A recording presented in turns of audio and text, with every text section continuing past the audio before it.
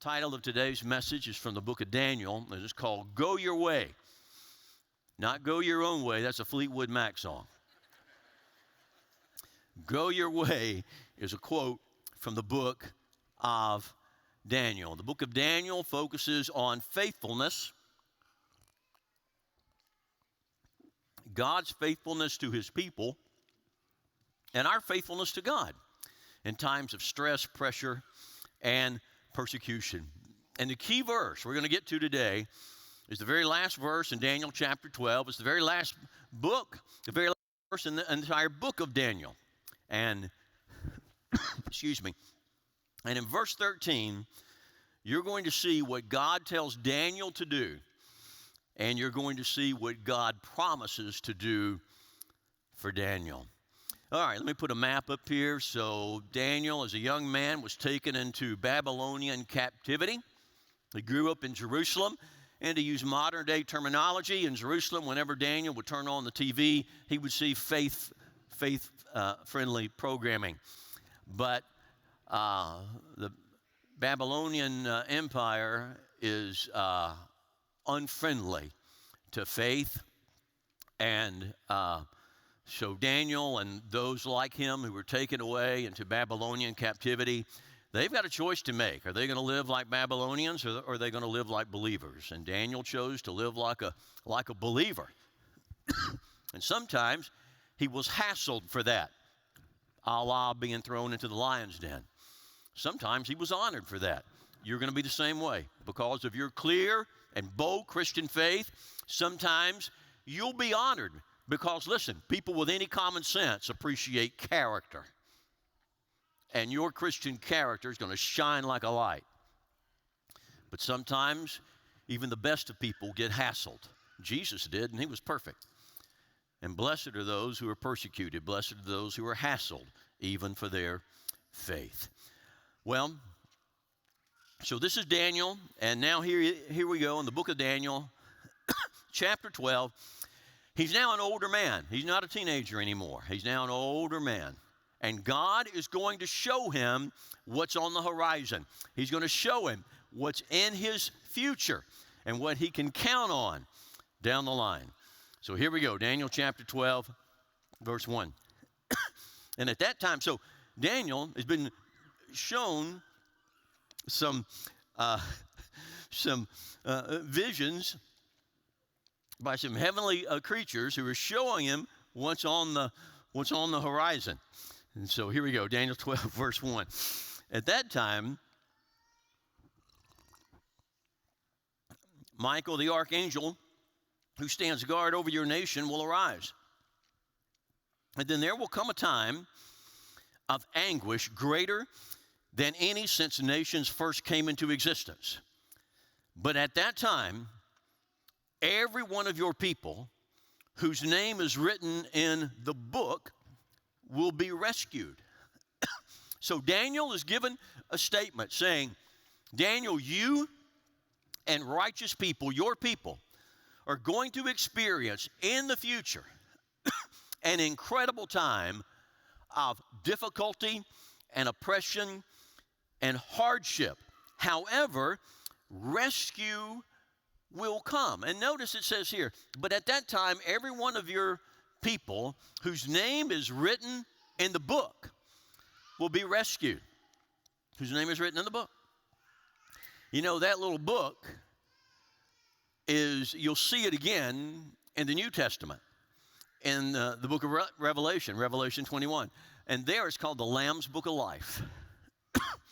And you want your name in the Lamb's Book of Life.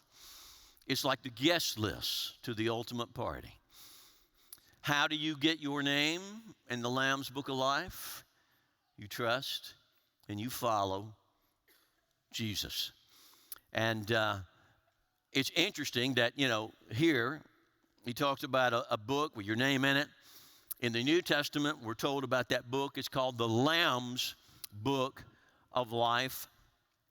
The Lamb is that term for Jesus that honors him as our sacrifice of atonement.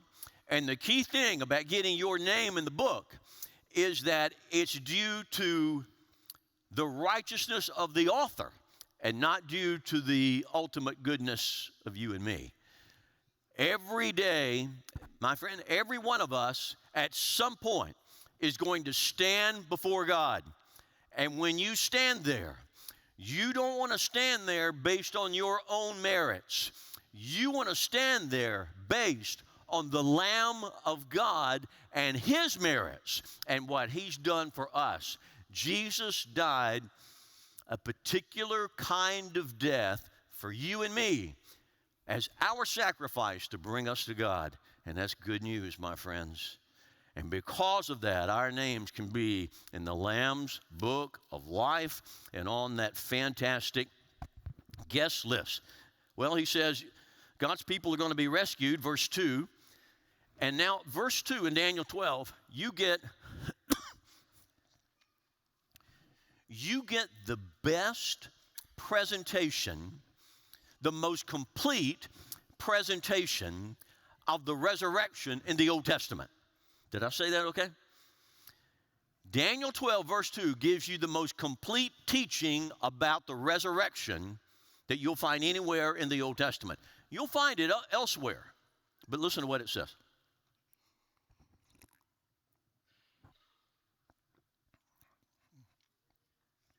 Many of those whose bodies lie dead and buried will rise up, some to everlasting life and some to shame and everlasting disgrace.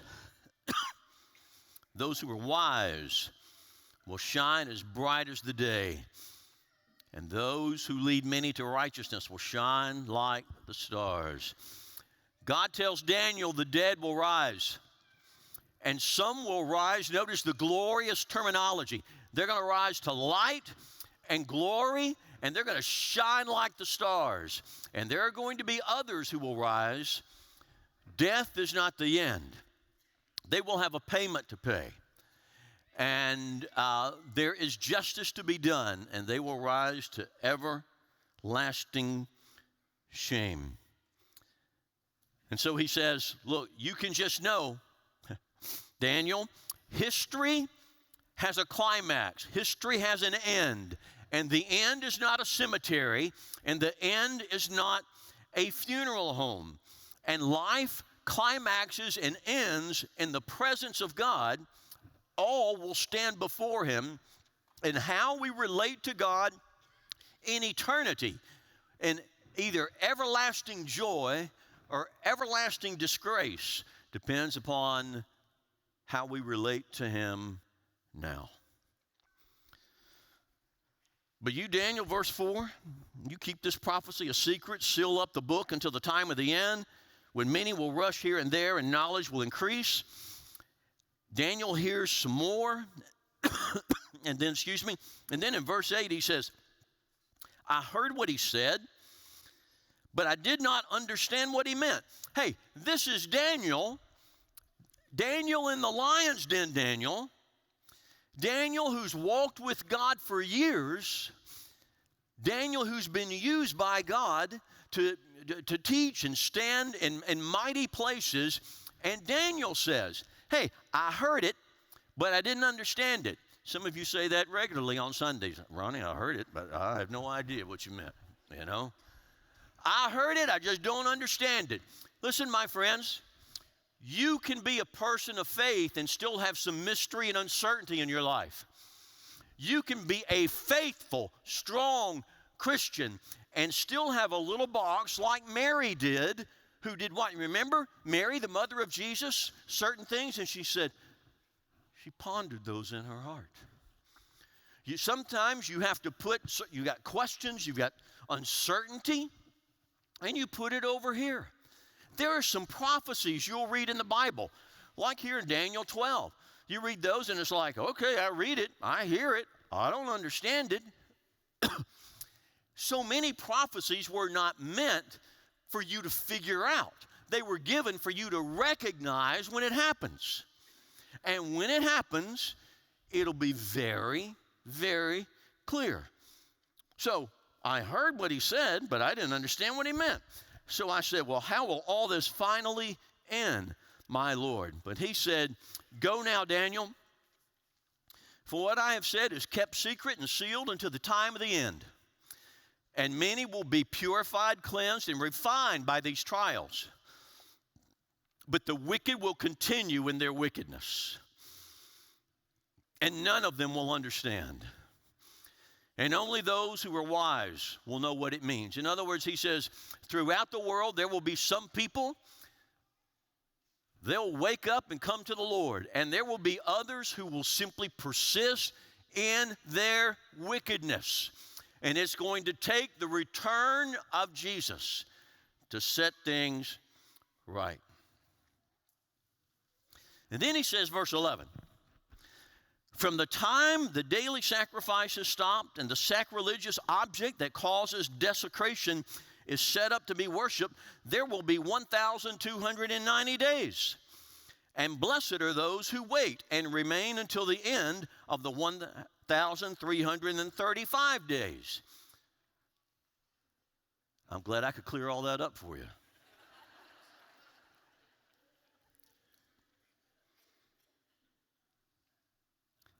Here's the point. God has set boundaries on the existence of evil. God has set a boundary on the existence of chaos. It has a time limit. It has a term limit. The point here is that, Daniel, you need to know there will continue to be some difficult times, but God has set a hard stop on it. There's a hard stop. There's a boundary. And by the way, he gives a couple of numbers here. The second number is larger, and he says, and blessed are those who endure and persevere through the challenges, persevere all the way to the end. Tough times are not forever. Let me say it again. Difficult times, even for the people of God, are not forever. There's a term limit. There's a boundary. There's a time limit. Now, Daniel still has some unanswered questions. How long?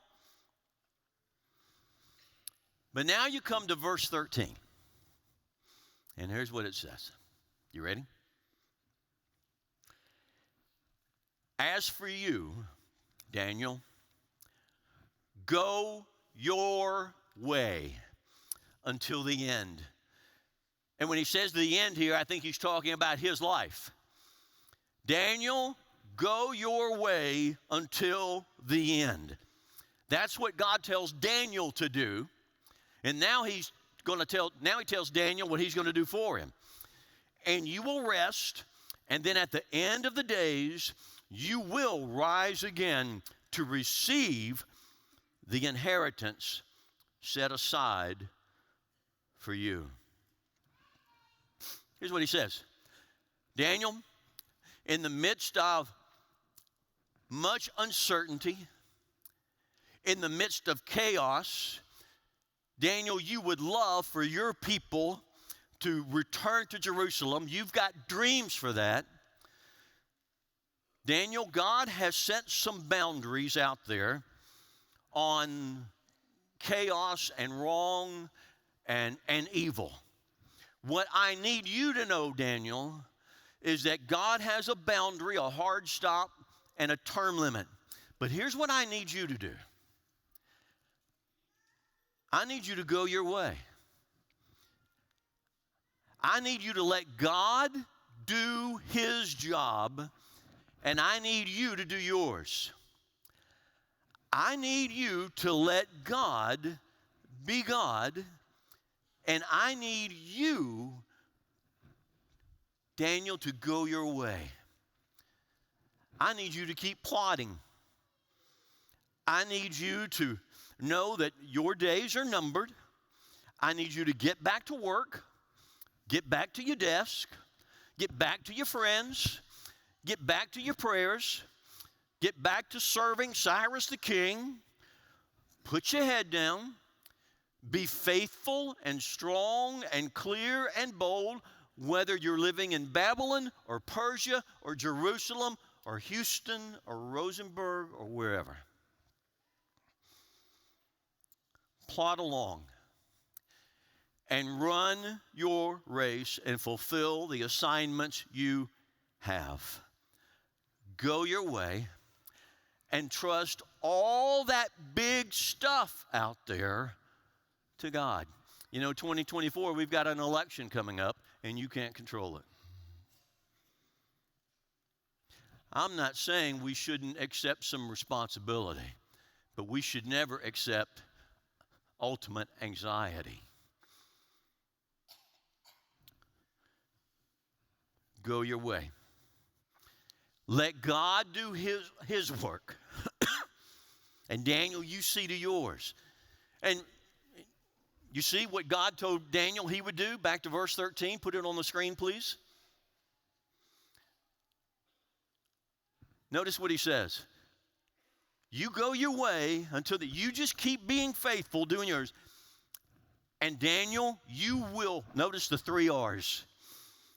You will rest, you will rise, and you will receive an inheritance. That's the same word that's used in the book of Joshua about 25 times, telling people, you got a place. You got a place in the promised land. Daniel, you be faithful to your role, and just know at the end of your days, you may not go back to Jerusalem. You may die before some of your dreams come true. And by the way, I hope that's true for all of you. I hope you die before you're through living. I hope you've not stopped living and then you wait around to die. I hope you die before you're through. But here's what you can know. The end for you here is the best beginning ever. Because what you get when you breathe your last here, you do know how God delivers you from trouble, don't you? Sometimes he takes you around it. Sometimes he takes you right through it, and he supernaturally sustains you. You're going to walk through the valley of the shadow of death, and sometimes he delivers you from it. And the day is coming. The promise is to Daniel. The promise is to you and me. The day is coming when God delivers us from the chaos, from the trouble, from the enemy. Jesus came to defeat our worst enemy, Satan and death, and to fix our ultimate problem, sin and guilt. And he delivers us from that. And so here's Daniel, go your way. Do your thing. Put your head down. Be faithful. And you just know you're going to rest, not the rest of inactivity, the rest of no frustration. You're going to rise and you're going to shine like a star in the very presence of God. And you need to know that every child of God, redeemed by the blood of Jesus Christ, you're going to shine in glory with the living God. Your best days are yet to come. You're going to rest, you're going to rise, and you're going to receive your reward. As C.S. Lewis, he said it like this. This present life is only the cover and the title page.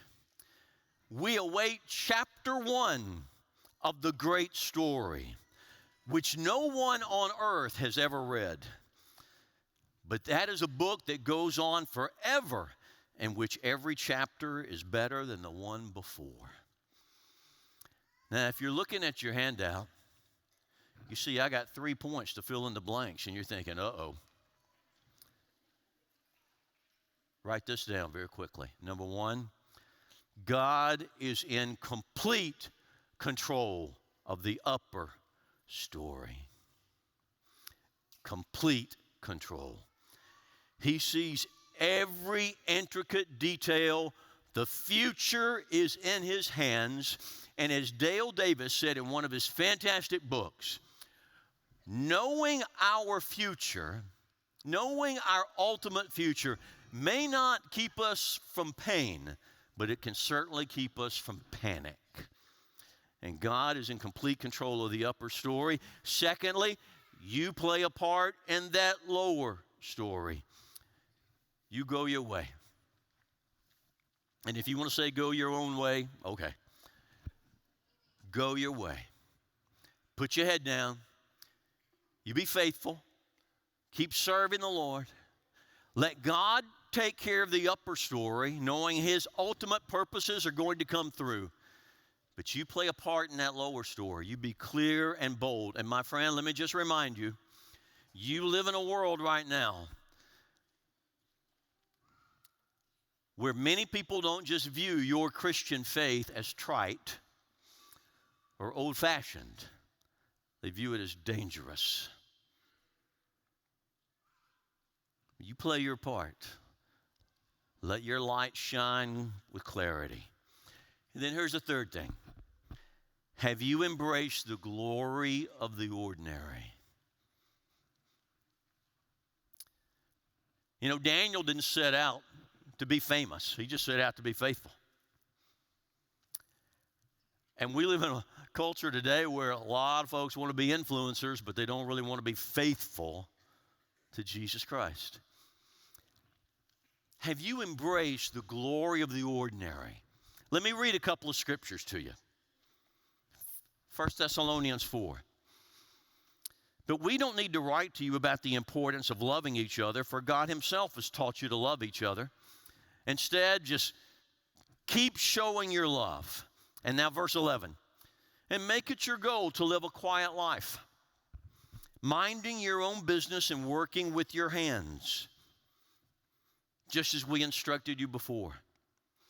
And the people who are not believers will respect the way you live, and you'll not need to depend on others. In other words, he says be responsible and mind your own business. Feel free not to have an opinion about everything, feel like you have to share it all the time.